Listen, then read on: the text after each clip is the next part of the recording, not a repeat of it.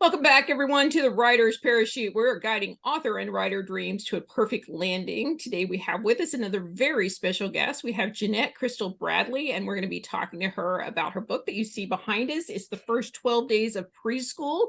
But of course, we have the housekeeping to get out of the way first. We would love for you to hit that subscribe button, like, and share wherever you are watching or listening to our podcast. Of course, you can hit the bell to get reminders of when the next episode will come out, or you can go sign up for a reminder into your inbox weekly. That is at sendfox.com/the writer's parachute. Of course, we'll have that link for you in the show notes. We would love for you to go follow us on social media. We are on Facebook, Instagram, TikTok, Twitter, which is now X, and the new Threads at Writer Parachute. That's Writer Parachute without an S. Of course, we always welcome your comments. You can leave those in the comments section wherever you listen or watch your podcast. So we've been focusing season 2 on reviews. Well, we're kind of getting to the end of that conversation. So today we're going to flip it over and talk a little bit about the things that you should not include in a review. So I know this is going to be outside of what most people feel comfortable. You shouldn't be directing people on writing reviews, and I agree with that. You can make suggestions and you can have opinions, but you cannot direct somebody on how to write a review or what you would like them to include. It is an honest review because they are not given any direction as to what to say. Having said that, there are certain things that you probably don't want to include in a review. If you see that there is a problem with editing, then maybe a private message to the author or the publisher would be best served rather than in a review. Reviews are very difficult to have taken down, and even if the author does correct the mistake, the review will remain. So again, resist the urge to tell an author that they need to get an editor or that it was poorly edited. I think that is best served in a private message. Also, spoiler alerts. Now, yes, you can include spoiler alerts, but only if at the beginning of your review you include spoiler alert. If it's a longer piece and you want to give away some of the information in the book, I don't see that there's a problem with that, again, as long as it's identified as being a spoiler alert. However, if you're talking about shorter books, such as children's books, be very careful about these spoiler alerts, because typically shorter children's books are one topic, one theme, so giving it away discourages readers from purchasing and or reading it. So be very careful. Think about the book in its entirety and whether or not you're giving away the entire part of the book. We don't want to include that in review. We want your opinion on what you read, not retelling the story. So also try to stay away from harsh negativity. There are a million ways to say that I didn't like this book or that there were problems with this book without being harsh or overly negative. Writers are very lonely, isolated people.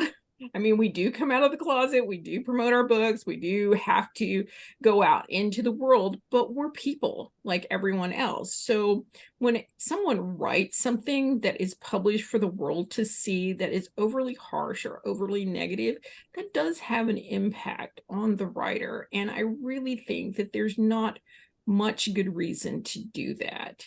You don't know this person, you don't know what help that they had when they were writing it or what their point or the purpose was. If you feel that there is something really wrong with the book, you can still state that without being rude, obnoxious, or overly critical. So that's kind of what I wanted to talk about. Of course, always, most people write great reviews. Even if they're only 1 or 2 star reviews, you can still write a great review, and we do appreciate that. To authors and writers, reviews are king. This is how we get seen in the world. This is how people found out about our books. This is the feedback, the most only feedback that we get on the work that we put so much time and effort to. So the next time you read a book, whether it's good, bad, or somewhere in the middle, don't forget to go leave a review. All right, well, that's going to wrap it up for that topic of the week. And of course, we're going to jump over and talk to Jeanette. Jeanette is coming to us from San Diego, California. Jeanette Crystal Bradley is an award-winning children's author. She's also a preschool director and educator. We're going to talk to her about her book, The First 12 Days of Preschool, which is available in English and in Spanish.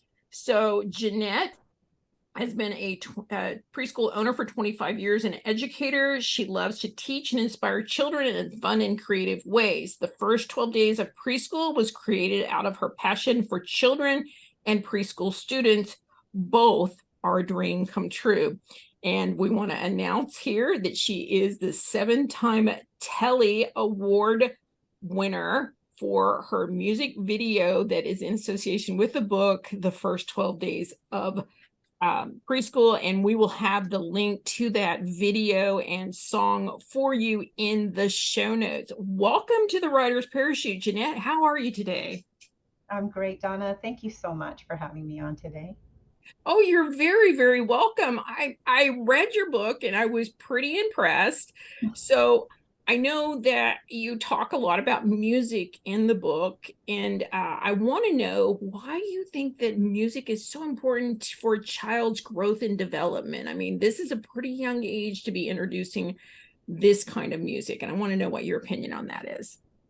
Well, there are so many benefits to music for children and adults, right? It opens up more parts of our body, more of our senses. Listening to and creating music helps kids learn numeracy, literacy, and even emotional skills.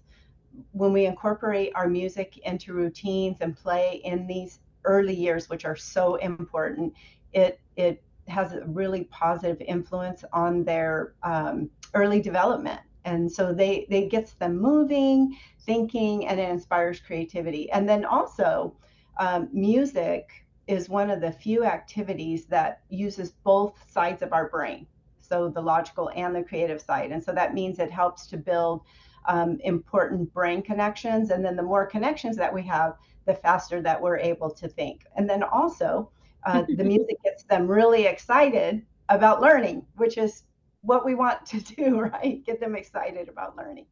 Right. And I'm going to add another caveat here, is that, we have a rhythm to life. There is a rhythm to life that we have, in sleeping patterns and things we do at certain particular times.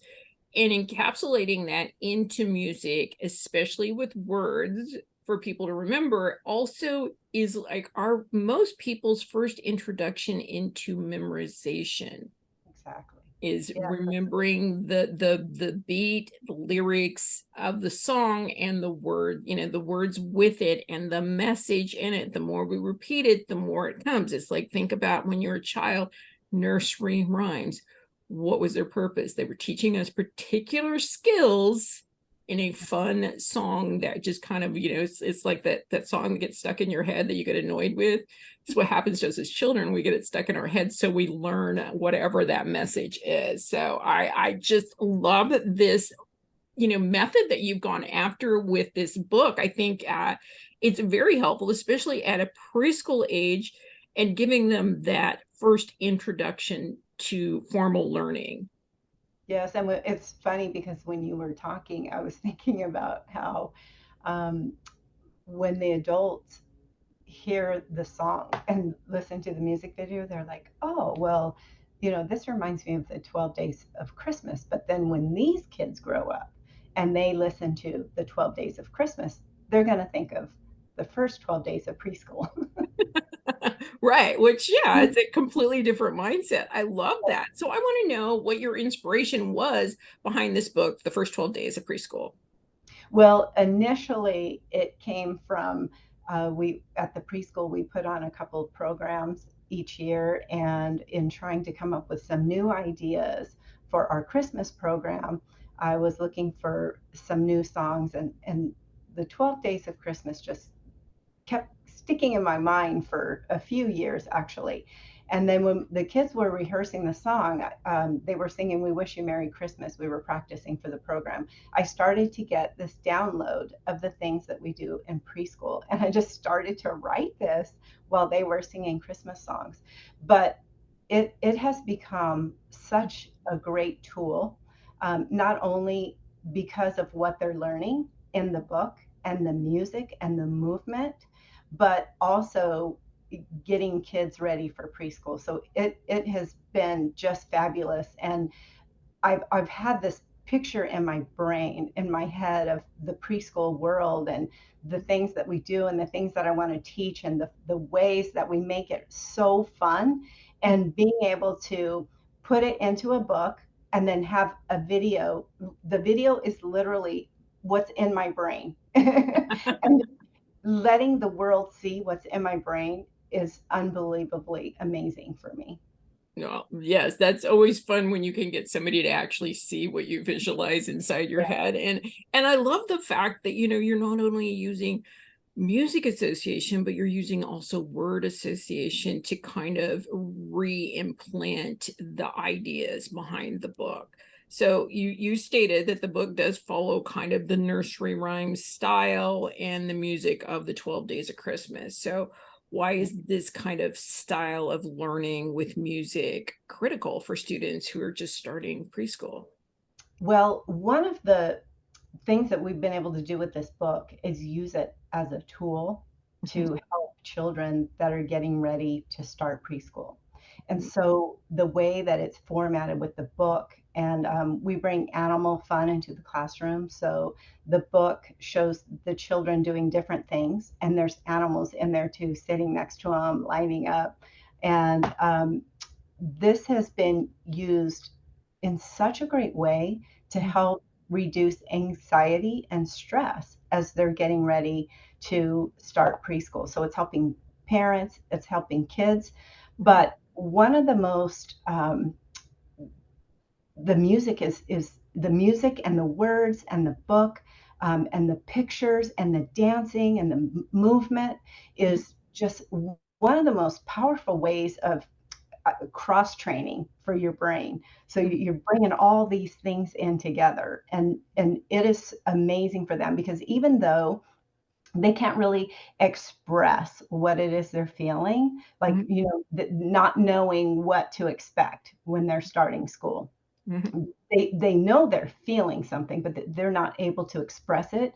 And so when you can solve a problem before they even realize what the problem is, that's amazing, right? Right. And beyond that, it's like it really is creating a habit. We as adults, we naturally form habits. How do I open the podcast every single week? It's kind of the same way. It might change a little bit, but it's pretty much, and it's a call to come listen to the podcast. The same thing, we have rituals in the morning and rituals at night. And for this is a call to students who are entering a formal education to now it's time for school. And I love Right. that. Yes, and the first 5 years are the most formative, and they lay the foundation Mhm, of learning, mhm, trust, building relationships, what to expect, and, how do you feel about learning?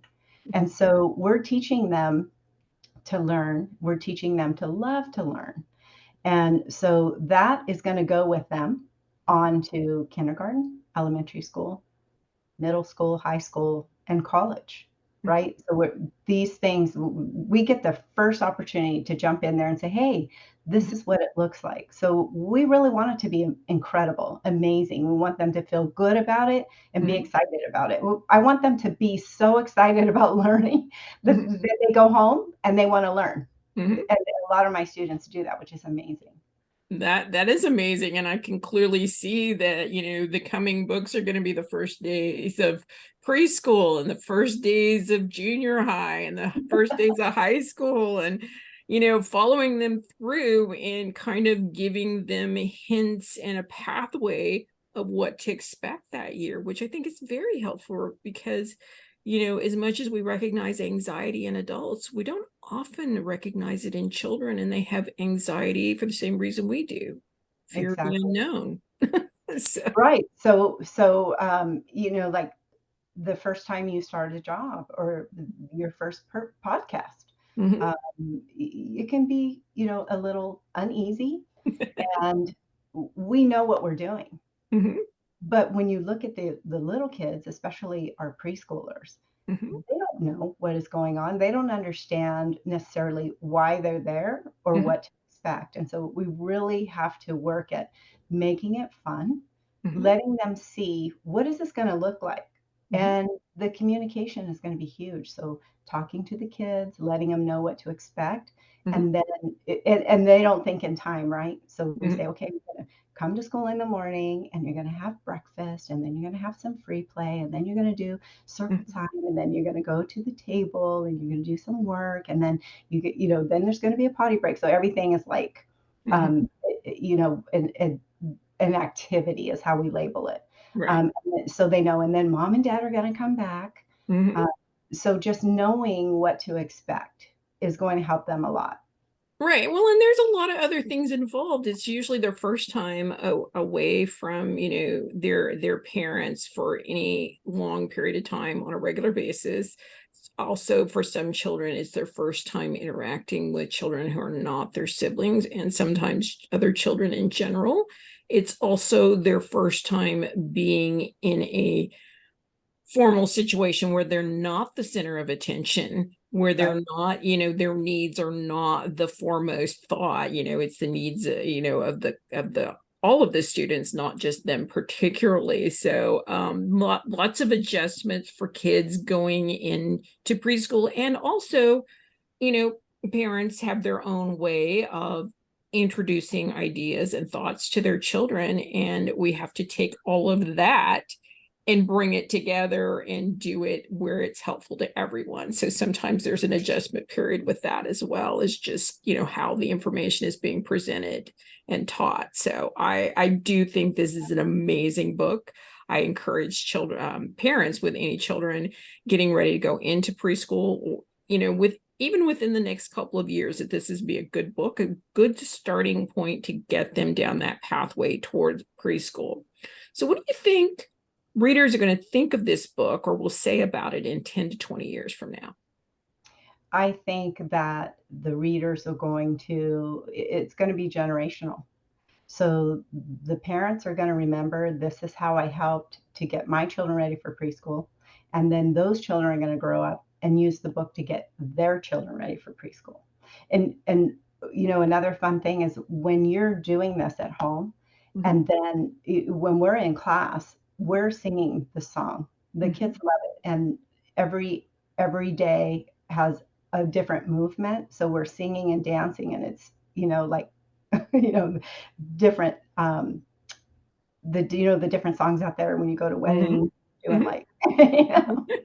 Well, I think maybe you could expand that dream just a little bit further, because I can clearly see where this book is either going to be on the recommended reading list for new students, or in the packet going out to new students enrolling in preschool to prepare them. I think this is going to be a wonderful way to help parents, students, and teachers deal with that kind of a big transition. And it's probably one of the more difficult transitions that kids will make. So It uh is, and when you're reading this and singing and dancing at home, it's always fun to watch the parents try to do all the moves. But then when they come to school and mhm, it's the same thing that you did at home, it's like you were talking about how they have different backgrounds, and the parents are teaching them different ways at home. But mhm, when they can come to school and have something that they had at home, mhm. that makes them feel even more secure. It's Well, great. absolutely. And that repetitiveness, and that that feeling of belonging starts to build, which is so important and critical too for the social learning skills. So I want to know, if you could go all the way back to the beginning, we just had this little seed of an idea. What do you wish you had known, or that somebody had told you about writing and publishing a book? Well, so what I was told was that there's something that I have to say that somebody needs to hear. And it could be one somebody, it could be 10 somebodies. And is it worth it for that one person? And to me, the answer was yes. Um, Going through the journey, it was a little different than what I expected, but it's kind of like growing a bamboo. It's a process. And I think because I believe in what I'm doing, I keep going. It gives me the perseverance. It gives me the confidence, knowing that, and I do get to see it because I live in the preschool world. So I see parents and they get so excited about it. They're like, the kids get excited about it. And so I do see like that people are being affected, that it is helping people, and that encourages me to keep going. But I truly believe in the message, because if you don't believe in your message, then nobody else will, right? Absolutely. So you didn't have anything that you would do differently for your second book, or things that you learned along the way that will help you with a second book? Well, one of the hardest things that we had to do was we just released the book in Spanish. And so I wish I would have known that there's all different types of Spanish, because we literally rewrote it 5 times. Because when we first did it, it was a different type of Spanish. And then I had somebody check it, and they said, no, that's not how you should do it. So we redid it, had somebody else do it, and then I had somebody else check it, and we had to fix that. So by the time we finally got it to where it was good, it felt like it was the right Spanish. Then I had to hire a Spanish singer, and she said, "Oh, no, no, no, no, no. There are 5 more syllables in every sentence, and this is not Right. gonna work." So, I wish I would have been able to do that better, because it took me almost 2 years to do that Spanish translation instead of 1. And so now that that's up and running, we are, looking at the next language. So I'm thinking maybe Arabic or Vietnamese. I'm not sure which one yet. Okay. Well, and that is a good point. It's like anytime you're looking at doing a book in a language that you do not natively speak, then you are going to want to first, I think, foremost, reach out to another author who has a book in that language and get some maybe helpful advice from them about the journey and best resources. And then, of course, there are people who do specialize in translation. I know that they can get a little expensive, but you are always best served because they probably would have caught this issue early on for you. And it's unfortunate. It's all a learning system. So I'm not going to say it's bad, but yeah, it cost you a lot of time and energy. And so that was very helpful to the audience here, because we do have a lot of people that do want to have their books translated into other languages. And sometimes it's not as easy as it sounds, and no, Google Translate won't do it for you, people. Don't even think about it. Don't try it.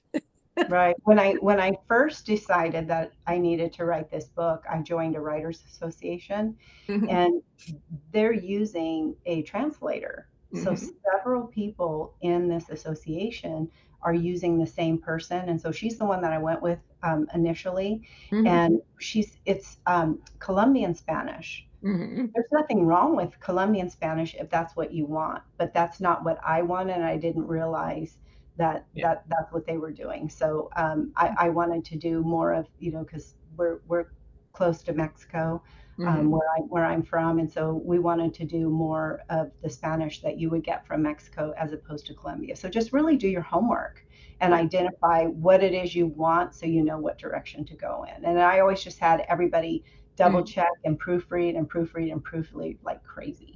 Yes, yes.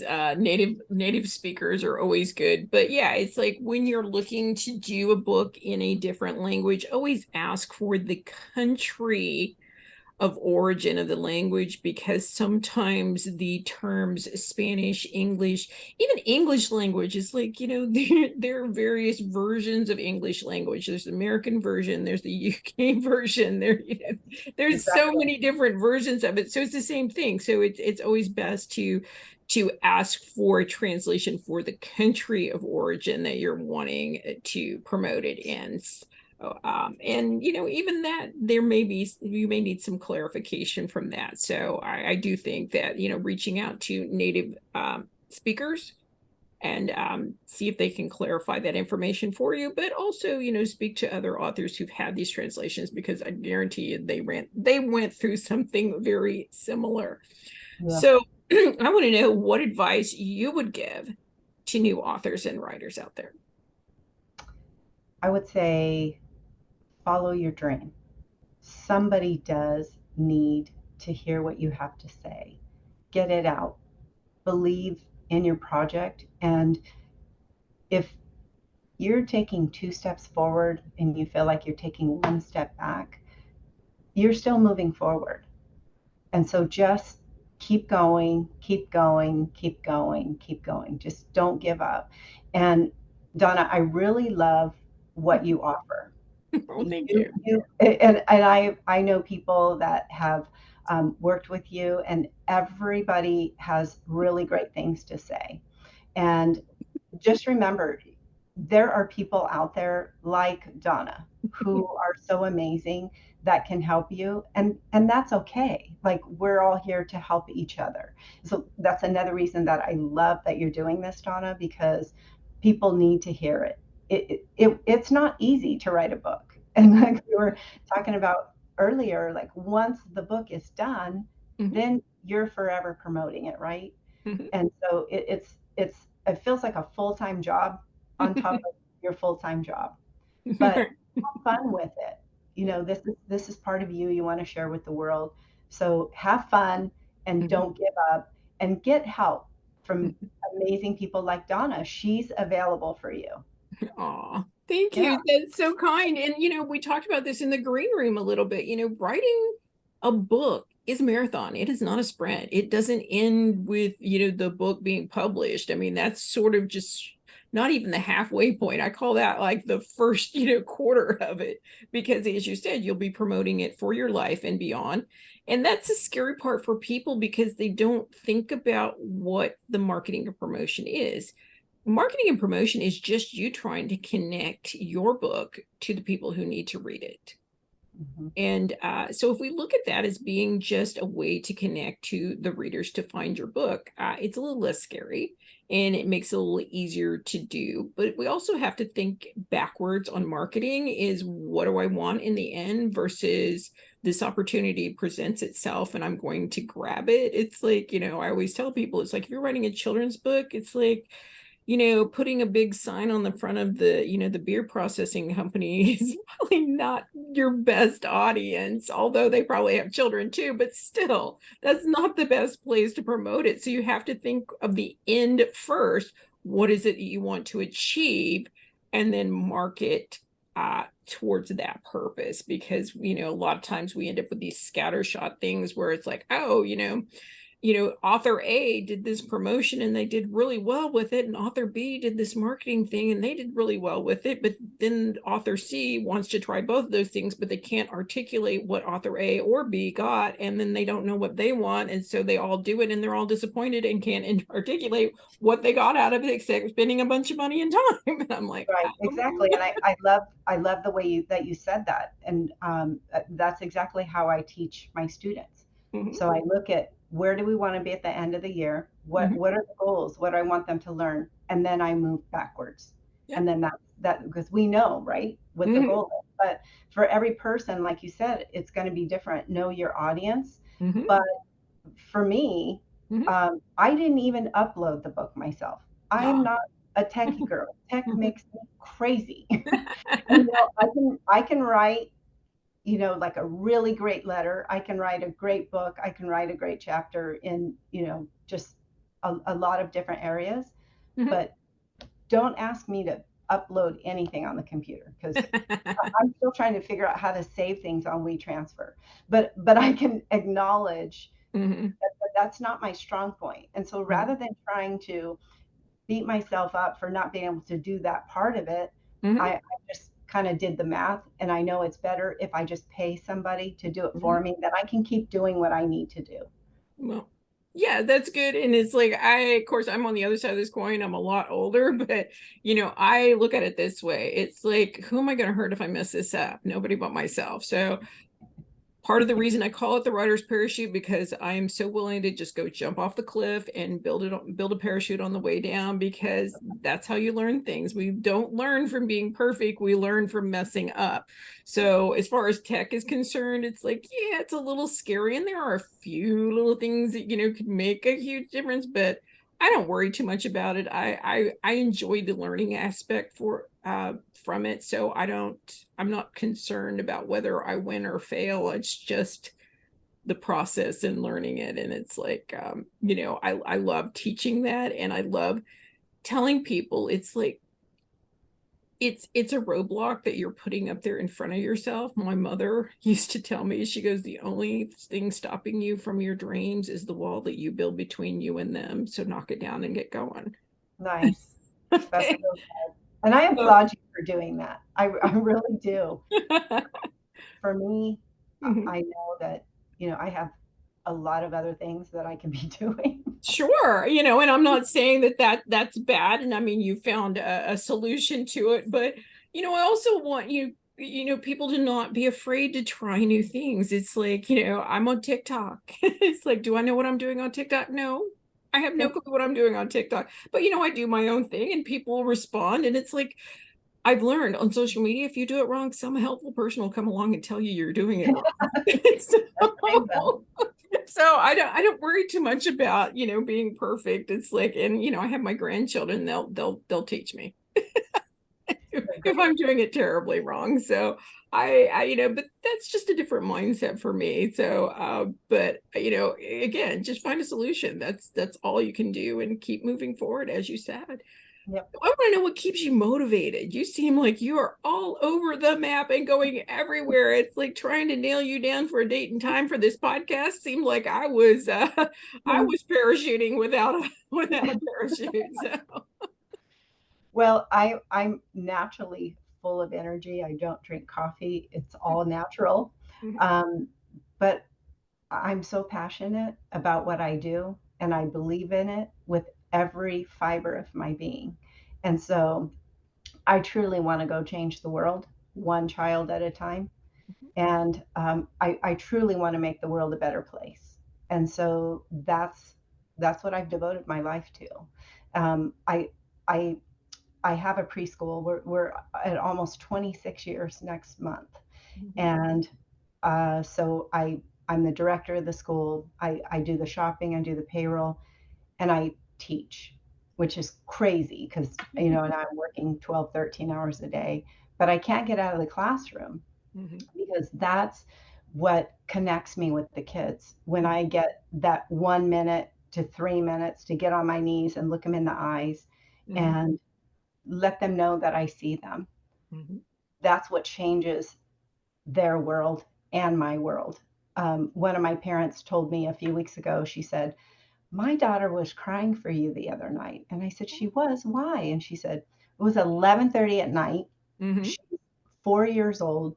mhm, She should have been sleeping, but she mhm. was very upset and she was crying and her mom was saying, "What's the matter? What's the matter?" And she goes, "I want Miss Jeanette." And she's like, "But I'm here, like what do you need?" And she goes, "She's the only one that sees me and understands me." And it's Oh. like in those moments that you see that you really are making the difference. And so when the parents, we just had our graduation, and the parents come and they say, well, will you sign this book? Or I'll sign one of my books for some of them. And I choose the words carefully because our words matter.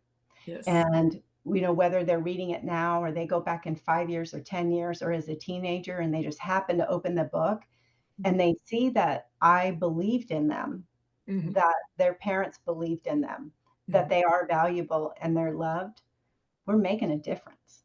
We're winning. We're making a difference in their lives. That's forever. Mhm. That's forever. And it's worth it. Yeah, you never know what a kind word or a gentle hand or just a smile will do for somebody who's struggling. And it sounds like you've clearly exceeded that bar. And I would just say, you know, maybe remind that parent next time that they can play the video for them. You can hear your voice. And it works Sometimes that's all it takes. the other way too. Like if the kids are misbehaving, the Mhm. parents will say, I'm going to call Miss Jeanette. And they're like, no, no, no. It's amazing. Yes, yes, I get that occasionally with my grandkids. My daughters will go, yeah, you don't want us to call Grammy, do you? And I'm like, no, don't call Grammy. Grammy But, will but talk to us. it's great because you're, you love them, but at the same time, there's this healthy respect that they have that they don't want to disappoint you. And it's because they know that you see them and that you love them. Mhm. Well, and also you're guiding them towards a future of possibilities. Yeah. So that's always helpful. So you wrote this book, The First 12 Days of Preschool, and we've been talking about reviews here on season 2 of The Writer's Parachute. So we would love for you to write a review for your book, The First 12 Days of Preschool. This book is fantastic. It made me get very excited about preschool, not only for my kids, but it makes me want to go back to preschool. The music video is an incredible way to open up all of your body, all of your senses to participate in the whimsical, wonderful world that preschool is. This is a must read, a must sing, and a must dance. Get it now. Absolutely, 5 stars. Love it. So the reason that we're having our guest and we're putting all on the spots to write a review on their book is because it's not easy. It's like reviewing your own personal style. It's a little difficult to do that, but we're doing that because we want to show the audience that it is just that simple to write a review. It is only your opinion. Your opinion is valued, and the author does want to hear what you have to say about the book, whether you liked it, whether you didn't like it, whether you felt certain parts were great, or whether it was overall, or who you would recommend it to, or even if you would recommend it.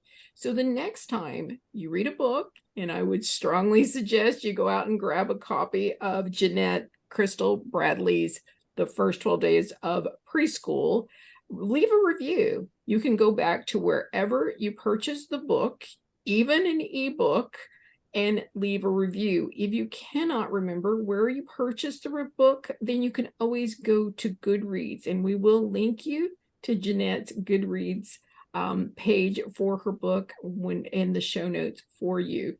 But do leave a review. They are critical, they are king, they are what keep the authors motivated and also get their books into the hands of the correct readers. So let's do that. And I want to know what's coming next for you. Well, we are going to be choosing the next language for the next book, but I also have some other things that are in the works, Mm-hmm.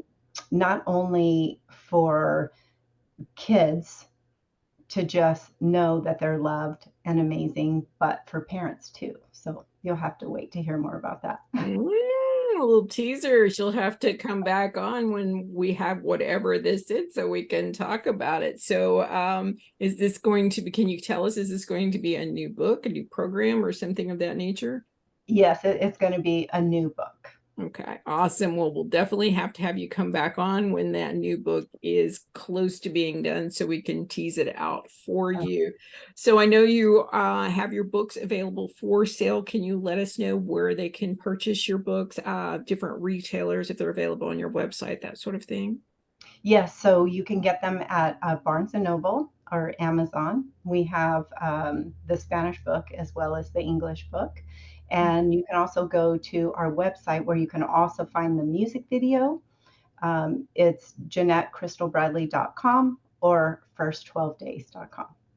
All right, awesome. And of course, just a reminder, don't worry about grabbing a pencil and paper. We will have all of those links for you in the show notes. And you also are active on social media. So where can fans and listeners follow you? You can follow us on Instagram or on Facebook. And those links will be up as well. And the website is a really great place to get all of that information as well. All right, awesome. So do you have any upcoming events or giveaways or anything like that you'd like to share with the audience? I think I checked out your website and you had some downloads available. Is that not correct? Yeah, so we're one of the things that we're also getting ready to release is our coloring book. So even though the illustrator Anna Fox did such a great job on this book, we want to give people the opportunity to be creative and come up with their own colors. So that will be fun. As all I see. That very cool. So then you can just make it look, the way that you want to. Another thing that we did was we partnered with the Olivia Hudson Foundation. And so what they do is they help fund research for pediatric brain cancer. And through that organization, we are donating books to children's hospitals or any organization that would benefit kids. Like, we just want to get the book out there. We want, even if it's 2 minutes of joy, 4 minutes of joy, like we want to get it out there. So if you are connected to an organization like a children's center or like any housing, any place like that where we can get the word out to children, we would love to donate the books there. Awesome. And so you're also doing school visits, is that correct? Yes. Okay. We go in and we teach the kids the moves, and then we do the whole song and read the book. It's fun. Okay. So where would they reach out to you for that if they would like to book you for an author visit? Our At their website. school or organization? Yeah, through the website, you can go ahead and just click on the link to send me an email, and then I'll get back to you on that. So JeanetteCrystalBradley.com or first12days.com will take you there. All right. Again, we will include all of that information for you. Was there anything else that you wanted to include before we go do our tip of the week? I just really want to encourage you, just don't give up. It's hard, and there are some days that you just feel like, oh, I'll never be able to do this. But each one of us were in that place before where we didn't have a book. I didn't have a preschool one day. This is something that as we grow and life goes on, that we do different things. So just don't give up, because you don't want to look back in 5 years and say, well, if I had done that, I'd be 5 years ahead. Look into resources. Again, Donna is a great resource, great wealth of information, and she can help you get to that place. You don't have to go it alone. Don't give up. Like, believe in yourself, because I guarantee you what it is you have to say, one of us, if not millions of us, need to hear it. Don't give up. You can do it. Believe in yourself. I've never met you, but I believe in you, and I know you can do it. So go do it. Absolutely. I couldn't say it better. And it is amazing to me how the imposter syndrome kind of invades so many people's lives.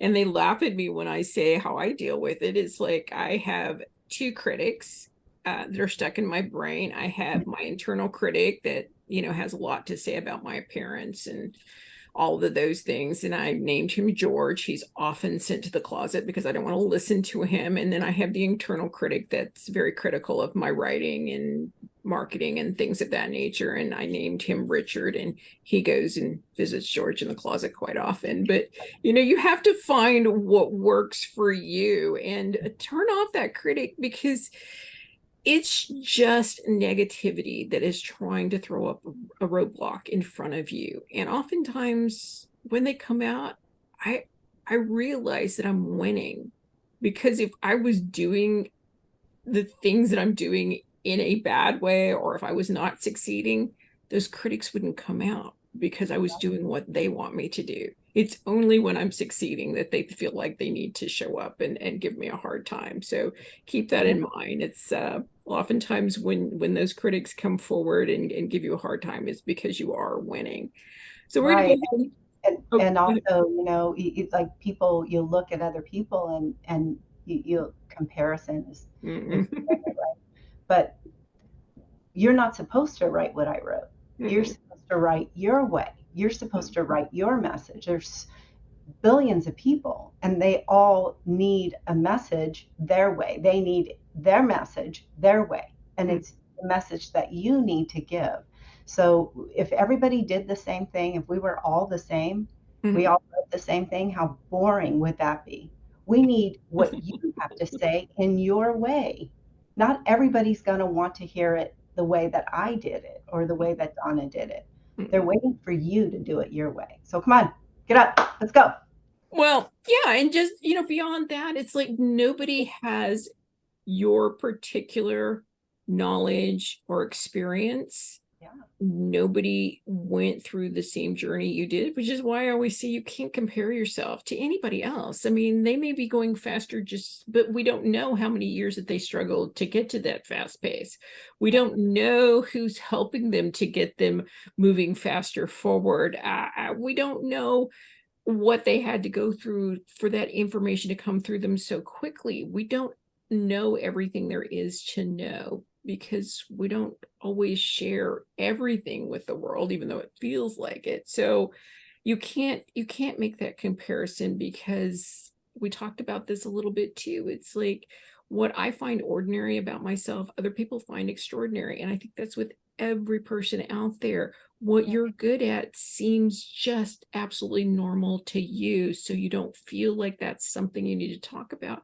But honestly, that's probably what you do need to talk about. Because I guarantee you there's somebody out there struggling with that exact same thing, that looks at you in awe going, I could never do that. But they Yeah, can. They can. they And can. we're gonna show them how. That's So right. awesome. So we want to jump over to the tip of the week. And so we talked about a bunch of different things, but I wanted to talk specifically this week about writing in general. And this is mostly for new authors, but again, it's a kind of a refresher for authors that have been around and writers for a while. One of the key stumbling blocks that we find a lot of times with new authors or people starting a new book or a new idea is that finding your voice and finding the story and finding your audience. And again, you just have to play with it. I mean, revert back to your childhood and be playful and try things. And it's like, you may not hit it on the first try. You might think, well, this is what I want to talk about, but that's fine. Talk about it, write it down, flesh it out, take it to absurd lengths, see if what you have is really what you want to talk about, or if it's obscuring something within it that is you're more passionate about. So finding your voice and finding the story and finding your audience is about finding your passion. It's about what are you passionate enough to speak about over and over and over and over again. It's like, yes, we could all write the easy book about things that, but if we're not passionate about it, it's like it becomes a chore and a job. It's like, because once you write a book, you talk about it forever, endlessly, from every angle, every aspect, every little molecule that's within it. So if you're not passionate about it to begin with, you're really going to have a hard time. So the next time you're struggling with any of those things, worrying about voice, worrying about what you're going to say, worrying about the story you're going to tell or the audience, set all of that aside and find your passion, because all the other things will arrive once you have that passion figured out. So that's my tip of the week. We again want to thank Jeanette Crystal Bradley for showing up and being here with us on the Writer's Parachute. We love having her here. Don't forget to go out and grab your copy of the first 12 days of preschool.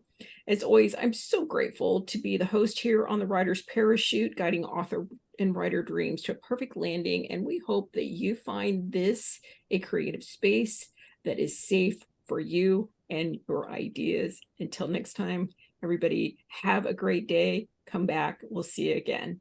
Bye.